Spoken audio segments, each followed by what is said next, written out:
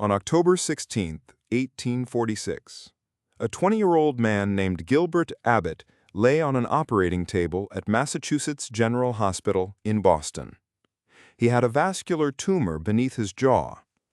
Watching from the surgical gallery were physicians, medical students, and skeptics who doubted what was about to happen.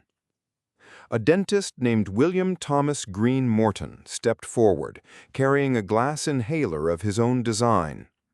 Morton had spent months experimenting with sulfuric ether, convinced it could eliminate the agony of surgery. Many in the audience remained unconvinced. Several previous attempts at painless surgery had failed. As Abbott inhaled the ether vapor, renowned surgeon Dr. John Collins Warren prepared to operate. The room fell silent. Moments later, Warren began removing the tumor from Abbott's neck. To the astonishment of those present, the patient remained still. There were no screams, no violent struggling, no assistance holding the patient down. When the operation was completed, Warren asked Abbott how he felt. Abbott later reported that he had experienced little pain, only a sensation similar to having his neck scratched. The audience was stunned. Warren turned to the crowd and declared, "Gentlemen, this is no humbug." The operation lasted only a few minutes, but it changed medicine forever.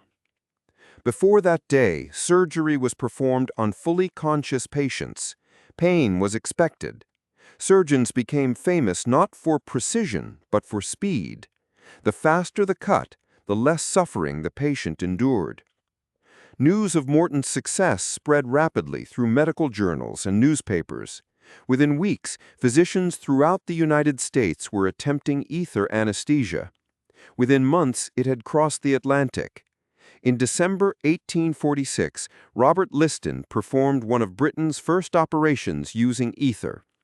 The following year, Scottish physician Sir James Young Simpson introduced chloroform, another powerful option. For the first time in history, surgeons were no longer constrained by the limits of human pain. Nearly 2 centuries later, the modern operating room traces one of its defining moments to that October morning in Boston, when Gilbert Abbott became the first patient to prove that surgery without pain was possible.